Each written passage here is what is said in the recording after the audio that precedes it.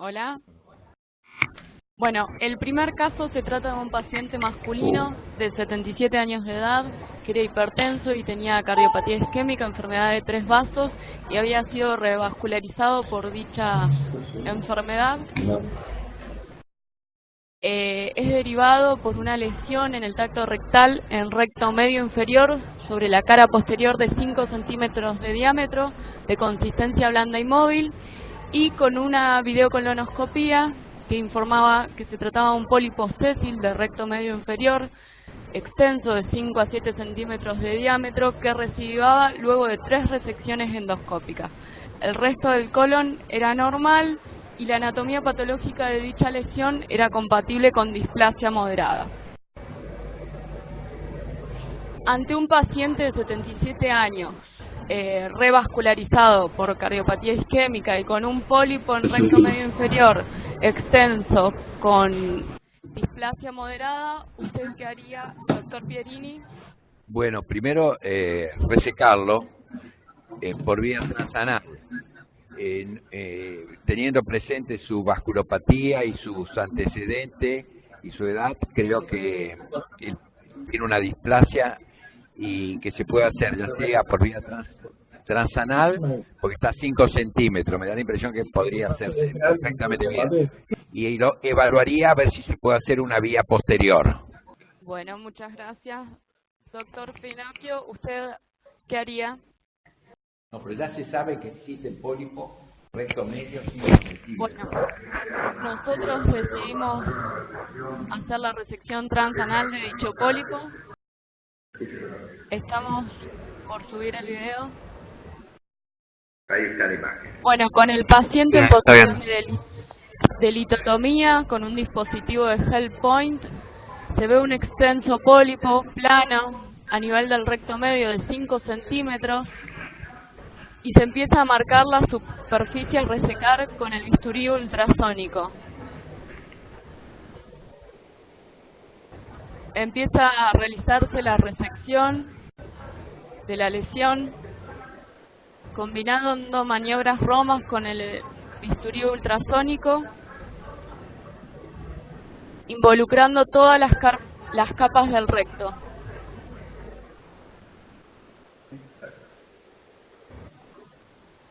¿Lo pueden ver bien? Sí, se ve bien.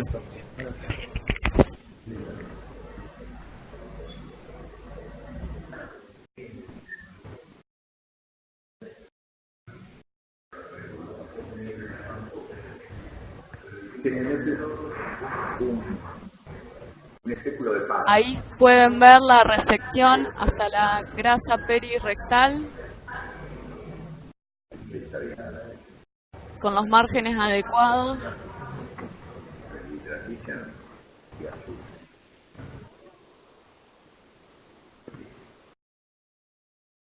Hugo, ¿vos querés opinar? ¿O alguna otra cosa? ¿Queréis? Seguro. ¿Sabes? La reflexión es, hubo 3 intentos. ¿Cómo se controló el paciente para llegar a la resección? Porque un paciente... La resección se lleva a cabo tomando en cuenta la marcación previa. Como pueden ver, hasta el final de la lesión. Se vuelve contra anal para ver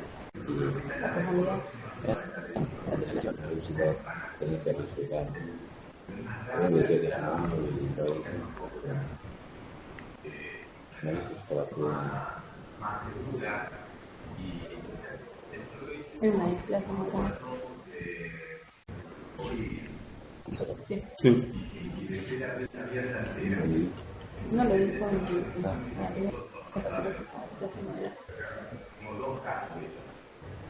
Sí, pero se ve muy bien. Nosotros dejamos la brecha abierta Dejaron la brecha abierta. y la biopsia era compatible con un adenoma tubular con displasia moderada severa. Adenoma tubular con displasia moderada.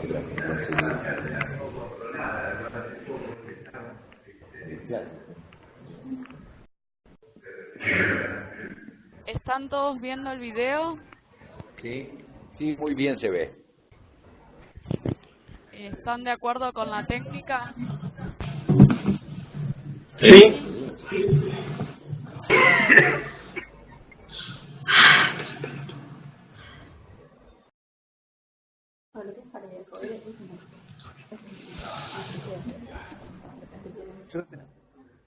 Nosotros tenemos el parque, ¿viste el parque antiguo? El parque se abre.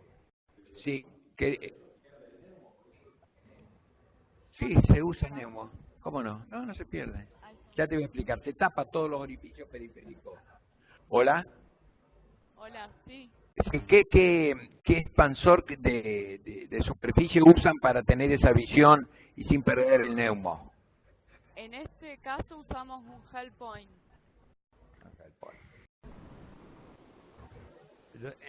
Para responder un poco a su pregunta en forma genérica, hay dos dispositivos en la actualidad para el uso. Uno es el SILS, que es el dispositivo que fabrica Covidian, que se diseñó para resecciones monopuerto para técnica laparoscópica y que se puede aplicar fácilmente al ano y coapta bien el canal anal. Y el dispositivo que se ha fabricado específicamente para resección transanal es el Hellpoint, que es ahora después en la presentación vamos a mostrar, es un poco más específico y es para lesiones del recto medio y superior. Sí, pero con un gel. Entonces vos El neumoperitoneo lo hacemos con el equipo de laparoscopía, de neumoperitoneo a alto flujo con CO2. Normalmente usamos a 20 de presión el neumo en un insuflador de 20 litros. ¿Pudieron trasladar el pólipo cuántos centímetros hacia abajo?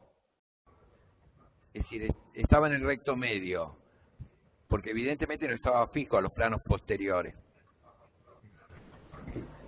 Eso, La técnica de resección transanal por TAMIS, digamos, lo otro que se puede utilizar es una resección transanal.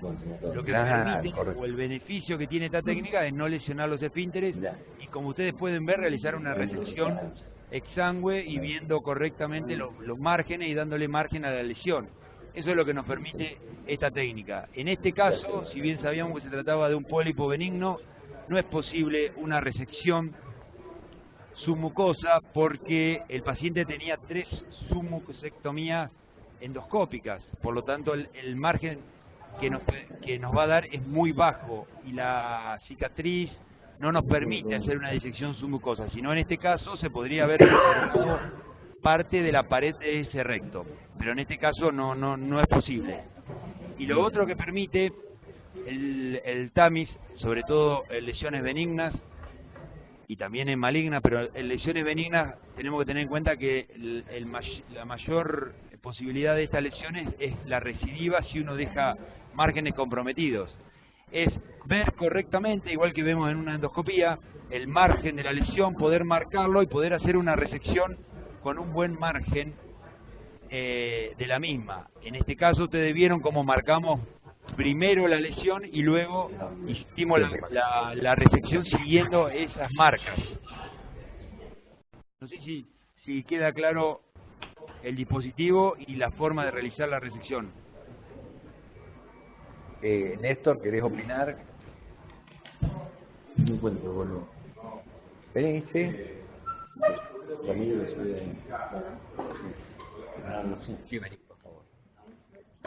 Un segundito. Hola, ¿me escuchan? Buen día, soy Néstor Gastaldi. Sí, Néstor, te escuchamos.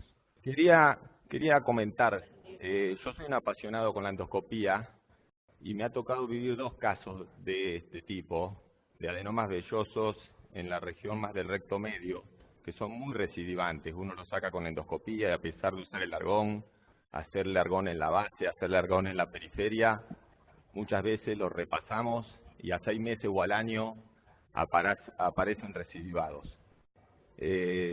Bueno, investigué sobre la técnica y hice 2 casos y usé el dispositivo de Covidian. si la lesión está a una distancia adecuada del margen anal donde coloca el dispositivo, creo que este método es el método ideal. Uno demora menos tiempo que la endoscopía, tiene instrumentales que con delicadeza hoy entre el ultrasonido y el ligasur consigue hacer la hemostasia adecuada. Yo en el primer caso intenté cerrar el lecho y la verdad que fue más estorbante que ayudante y lo dejé entreabierto. El segundo quedó abierto completamente y hoy tuve la oportunidad ya de repasarlos y se ha hecho una epitelización completa y no han tenido recaídas. Y bueno, creo que es el método que se va a utilizar para estas lesiones y va a ser el que mejor resultado brinde. ¿Se escuchó? Sí, indudablemente, sí, perfecto, se escuchó. Indudablemente, sobre todo lo que nos da a los cirujanos que habitualmente realizamos cirugía laparoscópica, es la posibilidad de trabajar con dos manos, de darle tensión, y creo que a lo largo de los años, desde la descripción, lo que nos ha dado es la posibilidad de ir aprendiendo sobre la marcha. Nosotros también cerramos las primeras resecciones y vimos que era muy difícil, muy trabajoso y que se abre. Incluso los pacientes tienen más dolor. Entonces, ya en la actualidad no cerramos las lesiones y ahora van a ver las siguientes presentaciones, no cerramos.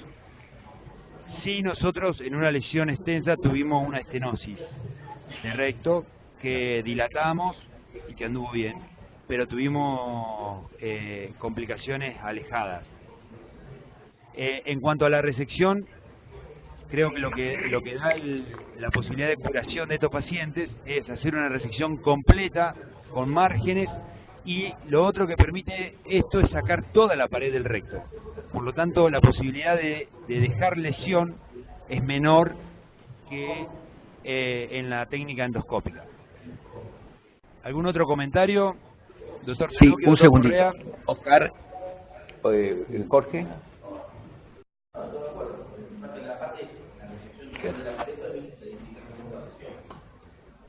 Iván, pero el hecho de dejar el lecho ese cruento,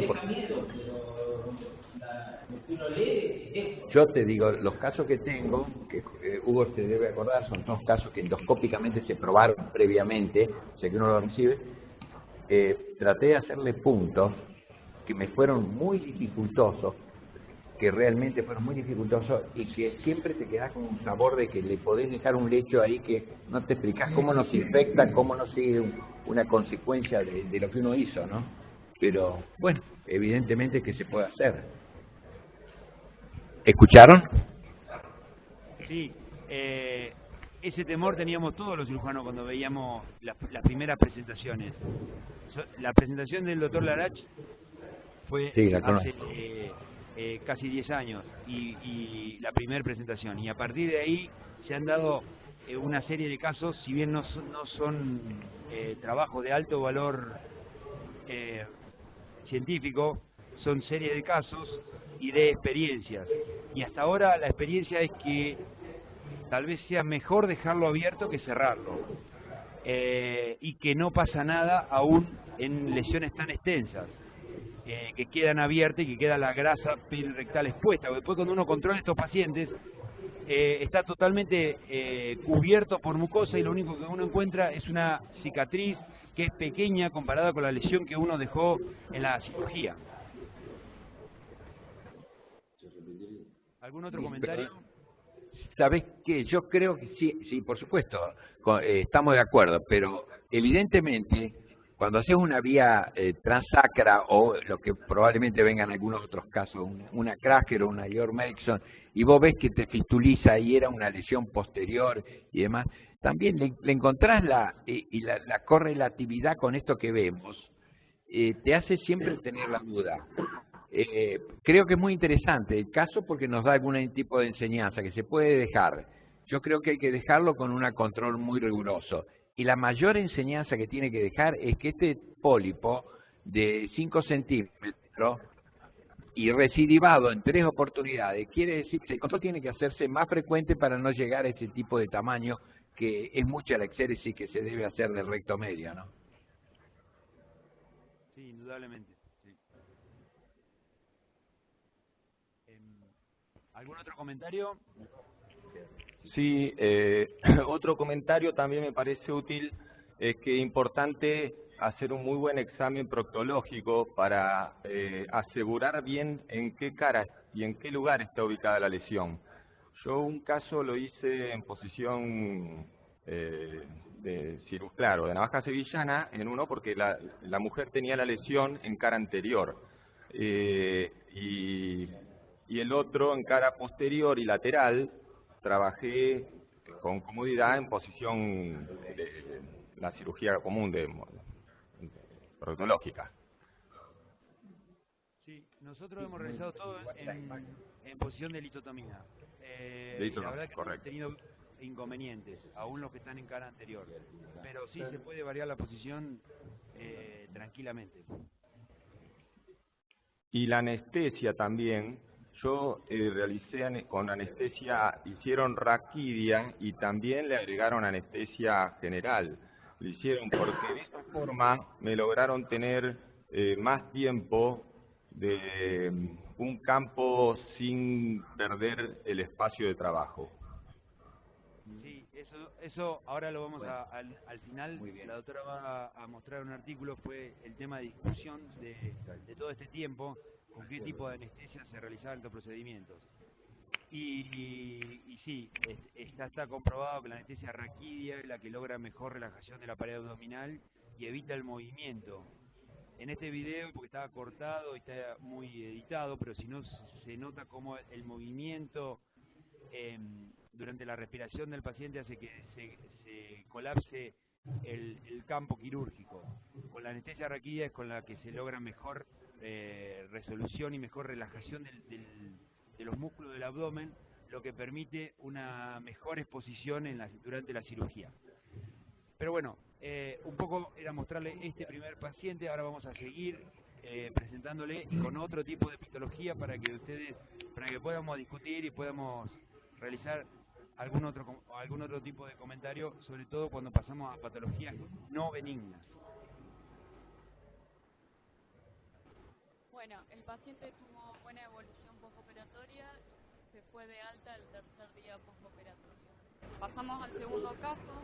Se trata de otro paciente de sexo masculino, de 82 años de edad, también presentaba cardiopatía isquémica y había sido revascularizado por dicha enfermedad.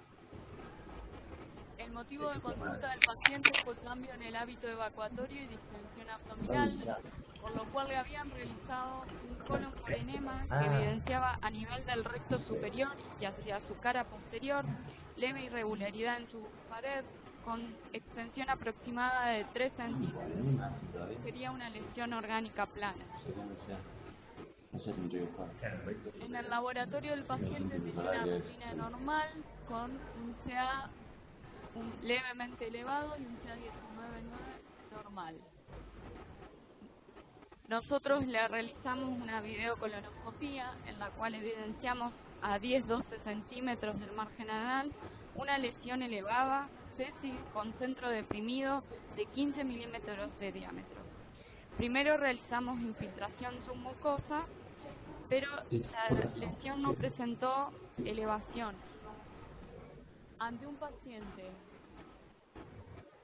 y presentaba depresión central, ante un paciente con 82 años, cardiópata, revascularizado, con marcadores levemente elevados y una lesión a 10-12 centímetros del margen anal que no eleva ante la infiltración, ¿usted qué haría, doctor Pierini?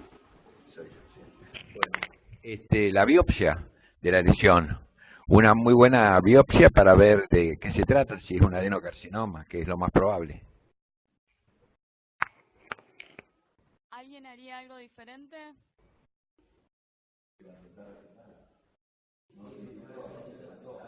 Bien, nosotros realizamos eso, hicimos biopsia y tatuamos la lesión, y la anatomía patológica de dicha lesión fue compatible con un adenocarcinoma moderadamente diferenciado.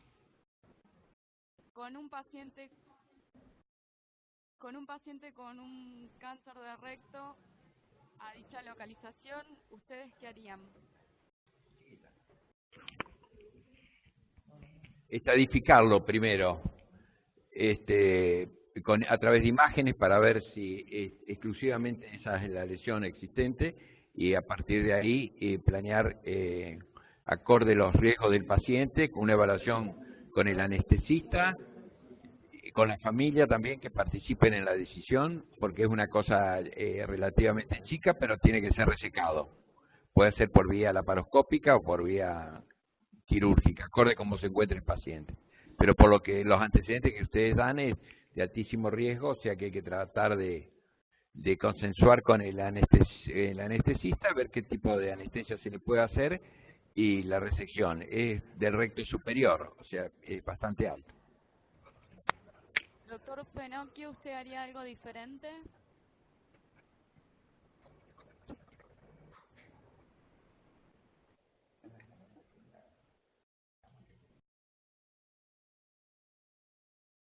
Bueno, continuamos.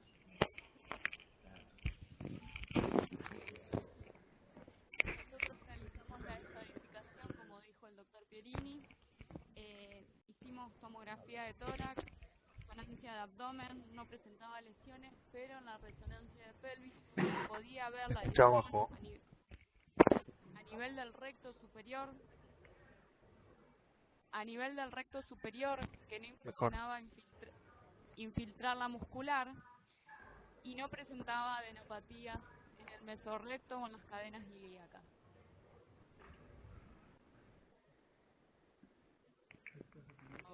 Están viendo correctamente la resonancia, porque creo que acá está la clave de lo que nosotros vamos a realizar a continuación. Ven que no sé si pueden visualizar correctamente, pero se puede ver bien la pared del recto y se puede ver bien la grasa perirectal. Y se puede ver la localización, que el tumor está por debajo del promontorio.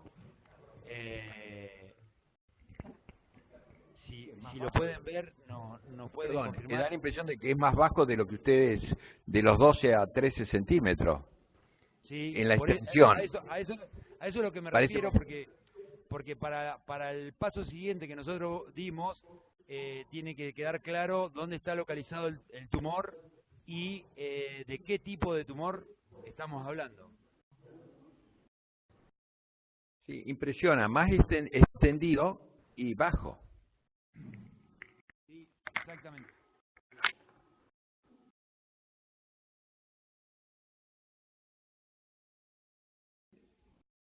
Bueno, la estadificación nos dio un estadio 1, T1N0, M0.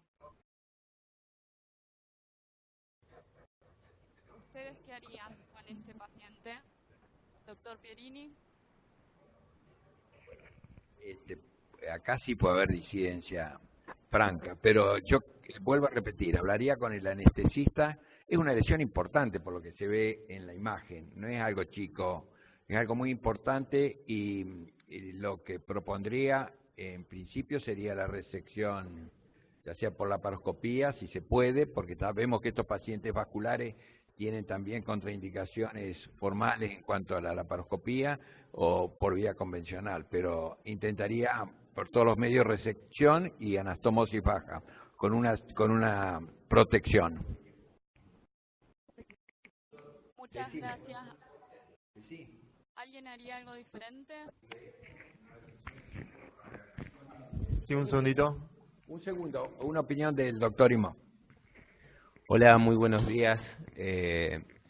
Un aporte de la parte endoscópica. Actualmente existen suturas endoscópicas que se llama RTF de la marca Ovesco, que permite hacer una resección de toda la pared del colon para lesiones menores de 2 centímetros. En caso de que esta lesión sea, como dijeron, de 1,5 centímetros y que no infiltre la muscular, esta sería una alternativa terapéutica.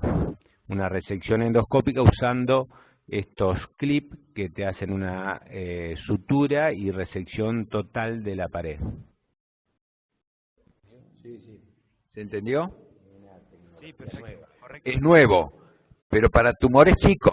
Da la impresión de que toma Sí, exacto, menos de 2 centímetros. Lo que se nos planteaba a nosotros era la posibilidad, y como veíamos que la lesión no era tan alta, no contamos en este momento con ecografía. Nosotros hicimos durante un tiempo ecografía transrectales 360 grados, lo cual permite dilucidar más cercanamente entre un T1 y un T2, y lo que teníamos en mente es que si era un T1 la posibilidad de resección local era viable, si era un T2 ya no nos convence tanto, y sí una resección radical. Por lo tanto, lo que hicimos fue una decisión intermedia, que fue hacer la resección local, la resección transanal, y reevaluarla con la biopsia, reevaluar las posibilidades de realizar otro tratamiento a posteriori. Así que lo que hicimos fue una resección transanal con SILS, en este caso, y ahora le va a contar la doctora cómo sigue esto.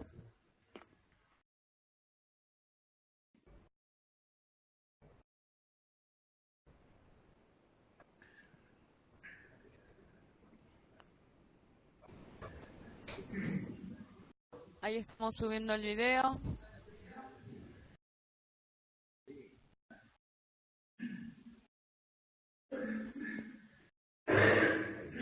Como podemos ver, se trataba de un tumor a 10-12 centímetros del margen anal, más o menos de 1 centímetro y medio de diámetro. Hicimos, como en todos los procedimientos, las marcaciones del margen, en este caso con electrobisturí,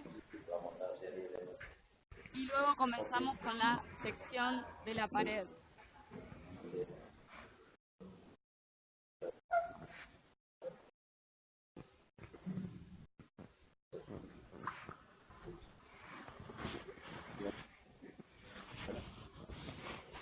¿Se ve bien el video? Pueden ver que estamos resecando toda la pared del recto, y que ahora Se ve muy bien. en breve se va a ver la grasa. Ahí pueden ver la grasa, no tengo forma de marcárselo, pero y en este caso también utilizamos el bisturí armónico, pero en otros hemos realizado simplemente con monopolar, y también la resección se puede realizar sin problema. En este caso el paciente estuvo con anestesia general. Este paciente se hizo con anestesia general porque el anestesiólogo no quiso hacerle una anestesia raquídea, que le parecía que lo iba a poner muy inestable. Así que este caso se hizo con anestesia general, y en algún momento vieron cómo se colapsa el campo, y la verdad es más, dificulta más la resección que la anestesia raquídea. En este momento creo que ustedes pueden ver claramente cómo se ve la grasa perirectal, y cómo ven que vamos resecando toda la pared del recto. Ahí se ve la línea media posterior, se puede ver la línea media posterior del mesorrecto, con lo cual nos estamos asegurando que estamos sacando toda la pared del recto. Hay que tener en cuenta, nosotros la mayoría de los pacientes hemos utilizado óptica de 5, lo cual disminuye mucho la luz, sobre todo si hay un sangrado. Ahí se puede ver correctamente, ven cómo se ven los dos lóbulos del mesorrecto, el mesorrecto totalmente expuesto, y la resección completa de la lesión. Si hay alguna duda, le comentamos. ¿Alguna reflexión, Jorge? ¿Salió bien? Oscar, Iván. Sí, pero ¿no te da temor dejar todo esto? Estás a 12 centímetros, 13.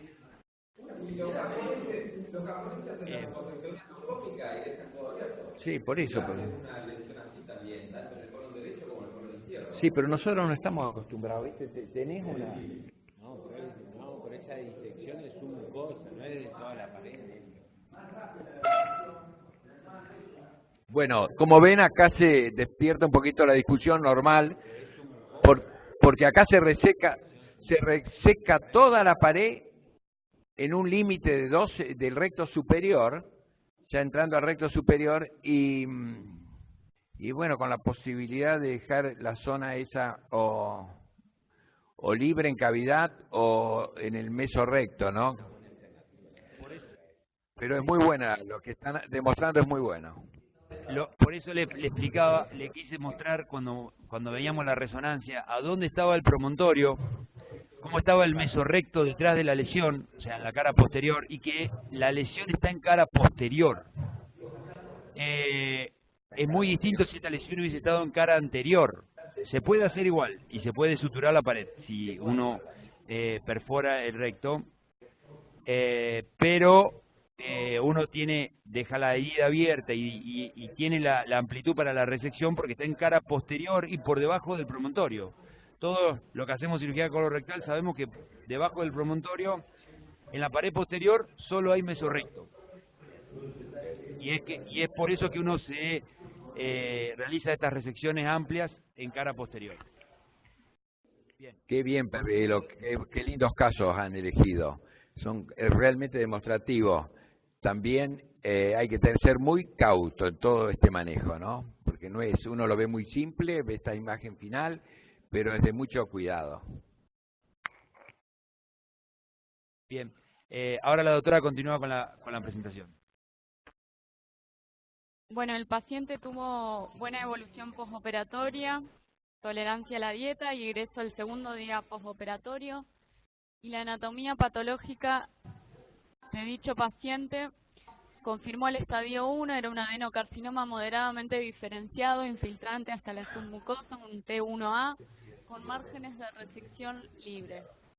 El paciente continúa en seguimiento con nuestro servicio, lleva 3 años libre de enfermedad y en la última videocolonoscopía, hace 1 año, presentaba solo cicatriz en la cara posterior del recto. Una acotación, una pregunta, ya que estamos con casos interesantes. Es muy bueno mostrar la endoscopía previa al estudio, porque la endoscopía es la que nos va a dar con franqueza el margen real y las posibilidades de hacer una u otra técnica. Y segundo, el control. A ver cómo se ve la cicatriz, cómo se ve la zona. Yo siempre creo que tiene que estar acompañada de un tipo de estenosis, de acuerdo al lugar donde está, o un achicamiento de la luz, para decirlo más claro. Por la amplitud en la zona resecada. Si uno ve la endoscopía previa a la cirugía y posterior, tiene una idea más completa de los casos, ¿no? En honor a la verdad, le cuento, las colonoscopías posteriores las habíamos puesto y las sacamos por el tiempo, porque no nos daba el tiempo para mostrar los 3 casos que queríamos mostrar. Y las colonoscopías previas no son pacientes que nosotros hicimos la colonoscopía la hizo el gastroenterólogo, y usted sabe que no todas las colonoscopías se graban, o sea, tenemos fotos, pero no video de la lesión. Sí fotos que a veces no son tan representativas como uno quisiera, como los cirujanos quisieran. Pero sí es cierto que el video posterior no lo pusimos por una cuestión de tiempo. Bien, seguimos. Y una cosa que quería aclararles, obviamente que estas lesiones se mandan estaqueadas, la pieza se manda a patología estaqueada y con una buena confirmación del margen de resección y marcando el margen correctamente para poder lograr una correcta evaluación por el patólogo. Bien, pasamos al siguiente caso. Se trata de una paciente de sexo femenino de 76 años, era hipertensa, obesa y había tenido una trombosis venosa profunda en el año 2007. Además estaba anexohisterectomizada. La paciente había consultado por un cuadro de anemia de 1 año de evolución y en los últimos 2 meses había agregado proctorragia y mucorrea. Tenía un examen físico normal, buen estado general, signos vitales normales y una lesión por tacto rectal a 3-4 centímetros del margen anal. En la rutina de laboratorio tenía la anemia por la que había sido derivada y además marcadores tumorales normales. Se le realizó un colon por enema que evidenciaba una imagen elevada semicircunferencial de 40 por 60 milímetros a nivel del recto, recto inferior.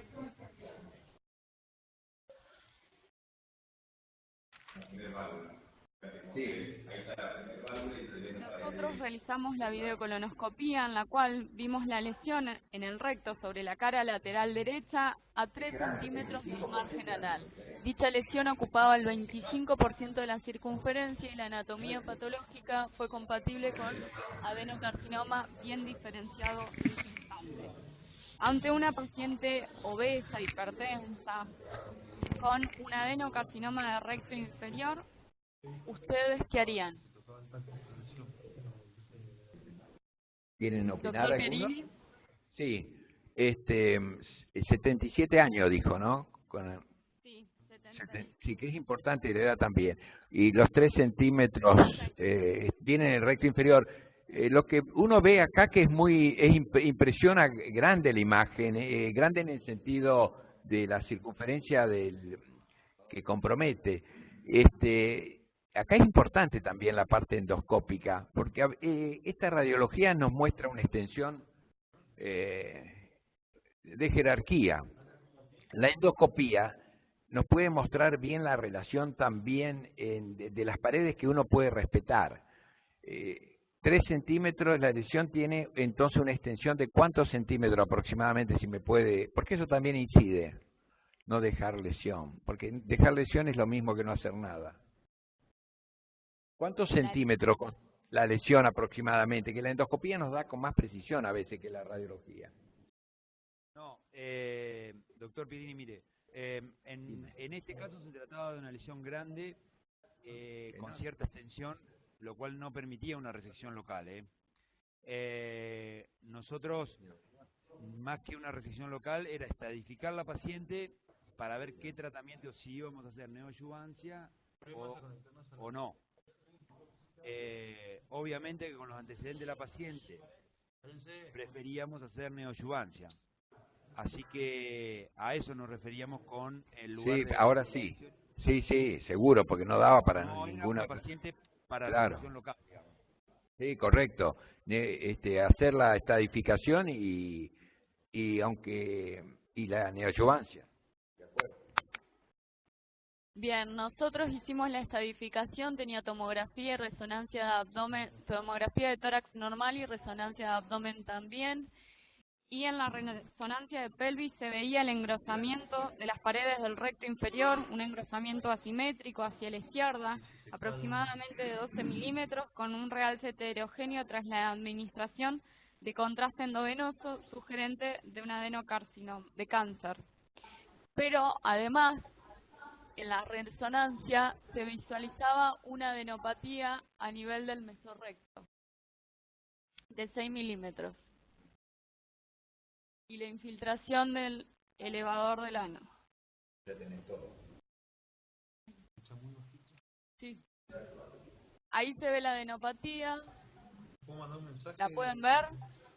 Sí, se ve muy bien todo lo que describió.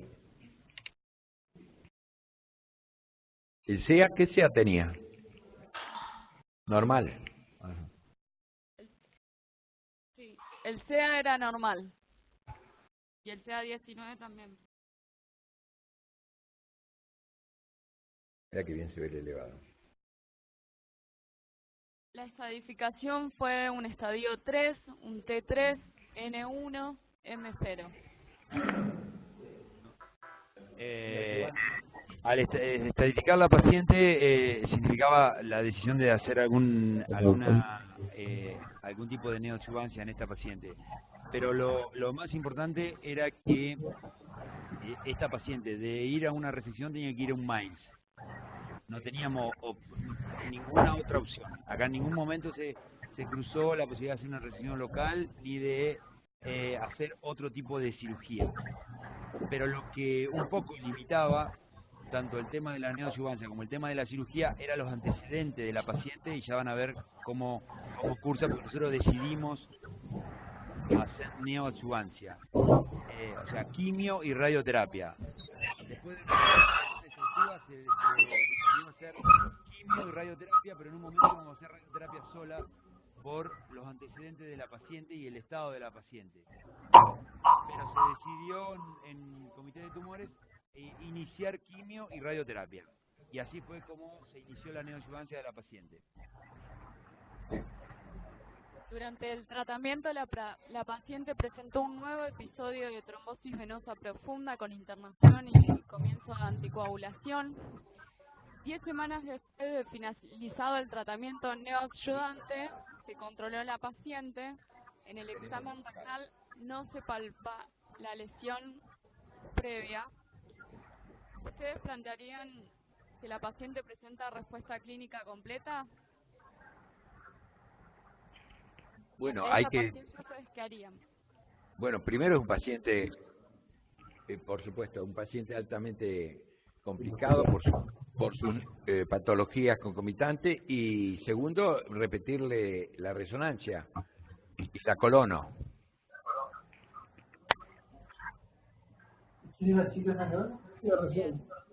Nosotros primero repetimos la colono, hicimos una rectosigmoidoscopía en la cual a 4 centímetros del margen veíamos una lesión de aspecto cicatrizal de 1 centímetro de diámetro con una úlcera superficial central a la cual le tomamos biopsia. Las biopsias informaban inflamación aguda y crónica.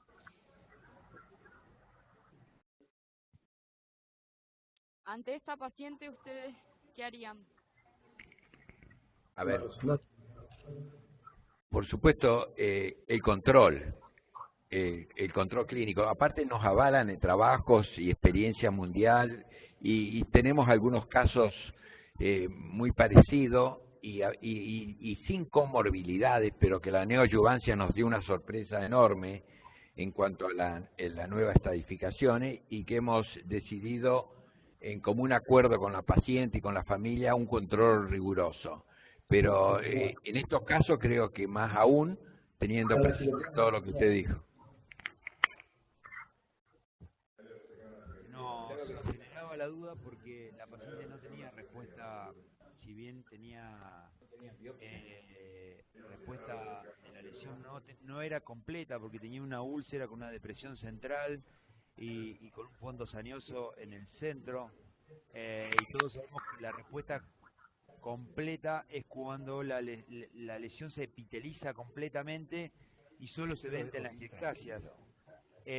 No es tan fácil de definir cuando hay una úlcera, y en este caso en particular ni la paciente ni la familia se quedaban tranquilos con esta opción de controlarla, así que pensamos que como una alternativa al tratamiento radical podía ser la resección transanal de esa lesión y enviarlo a biopsia, y con eso definir si realmente teníamos que hacer una resección radical o podíamos controlar a la paciente.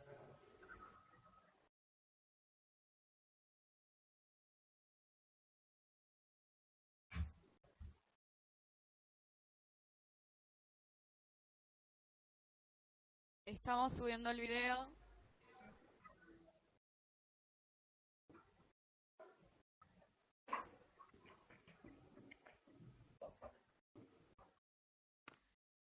Con el paciente en posición de litotomía, esta vez usamos un dispositivo de SILS transanal. Ahí se puede ver la cicatriz fibrosa, más o menos de 1 centímetro de diámetro, a 4 centímetros del margen anal y sobre el pliegue látero posterior del recto. Se ve claramente que no es que está totalmente epitelizado, ¿no? Sino que hay una lesión que tiene una úlcera y una induración a su alrededor. ¿Lo ven? ¿Se ve?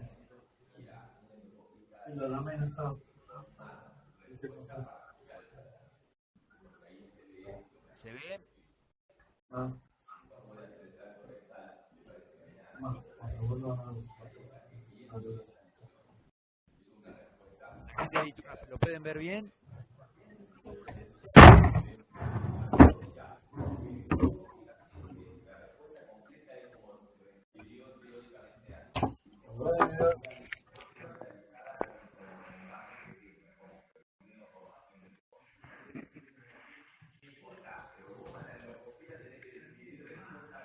¿Lo pueden ver el video? Sí, sí.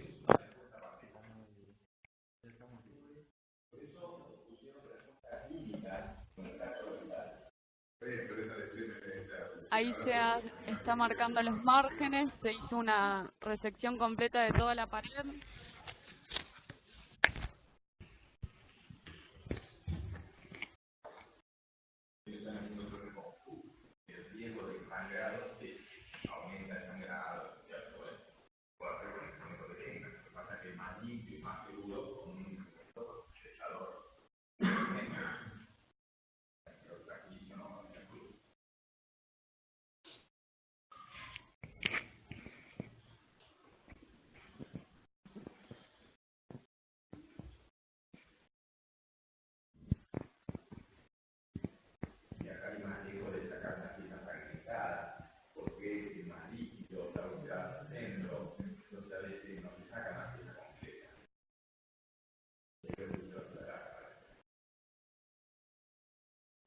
La paciente tuvo un buen postoperatorio y fue egresada al tercer día. La anatomía patológica informaba inflamación y fibrosis, no se observaba lesión neoplástica y ausencia de atipias. La paciente continúa en seguimiento por nuestro servicio con 3 años sin evidencia de enfermedad. ¿Me escuchan? Sí. Sí. Obviamente que se trata de otro tipo de paciente, en este caso se hace como una alternativa, en este caso sí cerramos el lecho, no se vio bien en el video, pero sí cerramos el lecho y se hizo como una alternativa. La paciente tiene importantes comorbilidades y por eso se decidió esta conducta, si bien no es lo estándar en el tratamiento del cáncer de recto. A continuación, si tienen alguna pregunta, le respondemos, y si no, la doctora va a hacer una revisión bibliográfica de la literatura actual del TAMIS. Una pregunta es esta. Si este paciente, en lugar de tener las comorbilidades que dijeron, tuviera 50 años, 55 años, y ¿me escuchan?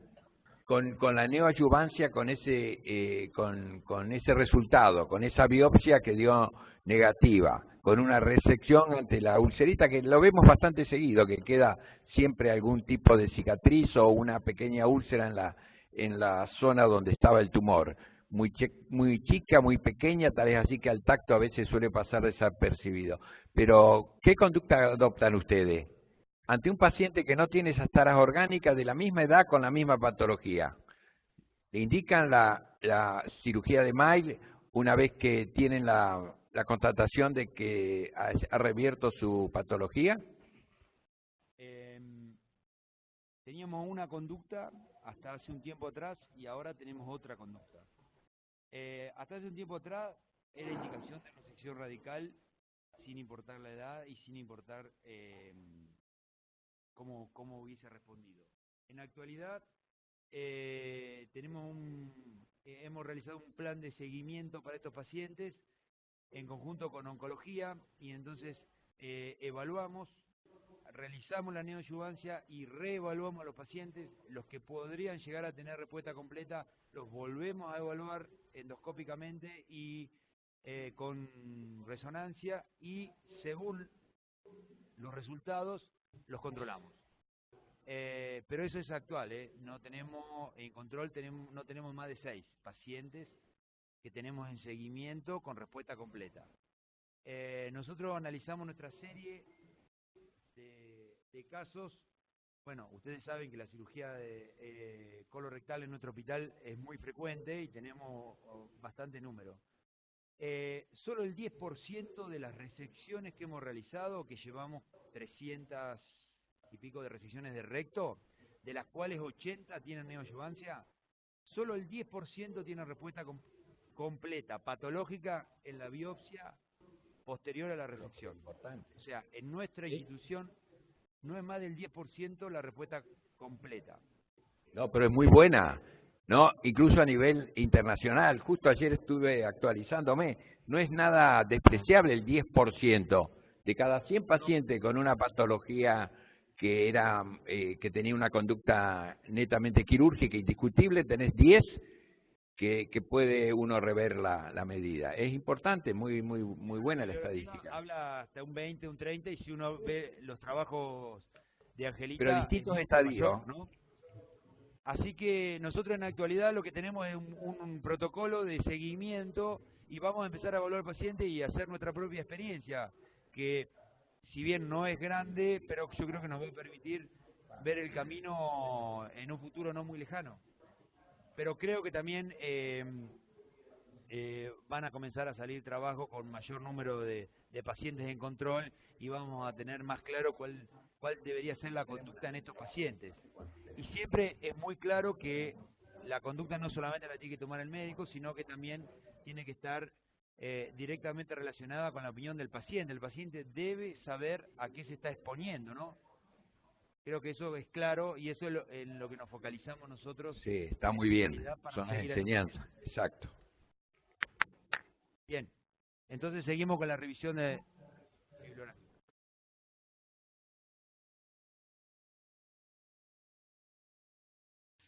En la actualidad, las lesiones de recto se pueden resolver mediante tres técnicas. Una es la resección transanal, la otra es el TEM, la microcirugía endoscópica transanal, y la última es el TAMIS, la cirugía mínimamente invasiva transanal. La resección transanal, como se puede ver en la foto, está indicada para lesiones de recto bajo hasta 8 centímetros del margen anal. Era más efectiva, es más efectiva si se la compara con las resecciones mucosas endoscópicas, y se usaba en T1 de recto bajo, pólipos de gran tamaño y tumores neuroendocrinos. Como ventaja, se evitaba una cirugía de resección radical, tenía menor morbo y mortalidad en el postoperatorio, más rápida recuperación en estos pacientes y mejores resultados funcionales. Pero la desventaja es la limitación del campo quirúrgico, no se pueden remover lesiones del recto medio o superior. La segunda opción que surgió fue el TEM, la microcirugía endoscópica transanal. En 1998, Saclarides publicó la primera experiencia. Ahí se pueden ver las fotografías con el proctoscopio. Era una técnica superior, es una técnica superior a la resección transanal, con una seguridad similar, que permite mejor visión y cierre del defecto, útil en las mismas circunstancias que la resección transanal, agregando pólipos grandes, de base ancha, tumores submucosos y lesiones más allá del recto bajo. Mejores márgenes de seguridad en comparación con la resección transanal y menor recurrencia comparado con dicha técnica, con una incidencia más o menos entre el 2 y el 16%. Pero no fue ampliamente aplicado por las desventajas, y estas son la curva de aprendizaje, el alto costo del equipamiento, la posición limitada del paciente según donde se localiza la lesión, y más temido, la lesión del esfínter y la incontinencia después de la cirugía. Por eso surge el TAMIS, que es la cirugía mínimamente invasiva. Fue descrito por primera vez en el 2009. Hay diferentes plataformas, están, como se ve en la foto, el SILS, el HealthPoint, el SSL-Port. Nosotros acá usamos los dos primeros, el SILS y el HealthPoint. El SILS tiene la ventaja de que se adapta al canal anal, es un material símil esponja, flexible y suave, con menor diámetro que el proctoscopio del TEM, por lo que produce menos lesiones de esfínter y tiene mejores resultados funcionales. Y la gran ventaja también es que usa los instrumentos de la laparoscopía. El TAMIS se puede usar en masas del recto medio y superior, y la desventaja, pero no una limitación, es que no se puede usar en lesiones a menos de 4 centímetros del margen anal, debido a que la plataforma justo encaja en dicho lugar. Se puede hacer una excisión transanal, pero no se puede dejar de intentar. Nosotros revisamos dos trabajos. Este es un trabajo coreano del año 2014, que se llevó a cabo entre julio del 2011 y septiembre del 2012, con una muestra de 25 pacientes. Las lesiones variaban entre 6 a 17 centímetros del margen anal y en este trabajo utilizaron como anestesia la anestesia raquídea. Todos usaron TAMIS y el seguimiento de los pacientes fue entre 3 y 6 meses. Los criterios de inclusión que tenían los pacientes eran tener cáncer rectal, un estadio TB1, masas rectales no resecables por endoscopía y tumores submucosos con márgenes positivos de resección previos por endoscopía. En todos se utilizó la misma técnica, como mostramos nosotros en los videos. Se marcaba la mucosa a más o menos 10 milímetros del margen de la lesión, asegurando una correcta escisión oncológica. Luego se realizaba la remoción tangencial de la pared del recto para garantizar la completa profundidad. En este caso los pacientes tenían confirmación por congelación de los márgenes de la pieza y terminaban cerrando el defecto con una sutura continua de Vicryl y Monosin. La evaluación postoperatoria de los pacientes se realizaba con sigmoidoscopía flexible, con ultrasonografía y con encuesta de incontinencia fecal. La evaluación de recurrencia e injuria del esfínter anal a 3 meses de la operación y los resultados demostraron que la media de las lesiones al margen anal fue de 9 centímetros, que todos tuvieron márgenes negativos, 9 fueron adenocarcinoma, 9 tumores neuroendocrinos y 7 adenomas tubulares. No tuvieron conversiones, no tuvieron complicaciones intra y postoperatoria y el estadio promedio de los pacientes fue de 3 días. Los resultados también informaban que no había disencia de las suturas por sigmoidoscopía, no tuvieron síntomas de incontinencia o injuria del esfínter por ecografía y por la encuesta de incontinencia, tampoco hubo recurrencias en el seguimiento. Entonces, se presentan las ventajas del TAMI sobre el TEM, que es la plataforma de menor diámetro que el protoscopio, que el SIL puede aliviar la presión directa sobre el esfínter y no es necesario dilatar el canal manualmente para insertar el port. Y también se demostraron que efectos después de el uso del TEM en el esfínter se reportaban en el 29% de los casos y hasta un 24% de casos de incontinencia. En este caso planteaban la anestesia raquídea, que disminuye 30 milímetros de mercurio la presión anal de reposo máxima, inhibe el peristaltismo intestinal, lo que ayudaba a mantener el neumorrecto con una incidencia de retención aguda de orina aceptable del 4%, menos complicaciones y mayor costo-efectividad que la anestesia general, y que la anestesia general a veces requiere el uso de antiespasmódicos para poder mantener el neumorrecto y la relajación muscular del esfínter, lo que sí usaban una anestesia raquídea alta a nivel de T6 a T12. Otro caso del 2012, con una muestra de 16 pacientes, en este caso usaron anestesia general, también la técnica de TAMIS y en la técnica quirúrgica el mismo método que el trabajo anterior. Tuvieron 11 cánceres rectales, 4 tumores neuroendocrinos y un mucocele. La localización promedio fue a 7,5 centímetros del margen anal, con un tiempo operatorio de 86 minutos. No tuvieron conversiones, la pérdida de sangre fue mínima, tampoco hubo morbilidad o mortalidad. La mortalidad a largo plazo fue de un solo paciente que tenía un sincrónico de estómago avanzado y la estadía promedio, como en el caso anterior, fue de 3 días. En las rectosigmoidoscopías 3 meses posteriores no se visualizaron dehiscencia de sutura y tampoco se reportaron casos de incontinencia fecal. Lo que nos lleva a concluir que el TAMIS parece ser una opción factible y segura para el tratamiento de lesiones localizadas en el recto medio. Es de fácil realización para los cirujanos entrenados en cirugía laparoscópica y se deben seleccionar correctamente los pacientes para obtener buenos resultados. Muchas gracias.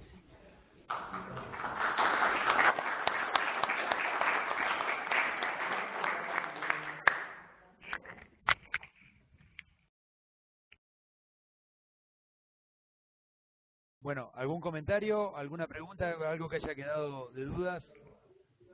Bueno, yo los felicito, la presentación ha sido muy rica en todo, en casuística, en observaciones, indicaciones. creo que hemos ganado la mañana. Muchas gracias. Lo que sí tenés que entender, Rodrigo, va a ser esta idea de colostomía, bolsa colostomía, porque esta mañana me han dado pregunta, ¿no? ¿Qué dijo? Bueno, muchas gracias. Hasta el próximo Ateneo. Gracias a todos y los esperamos en el próximo Ateneo, que ya nos comunicaremos.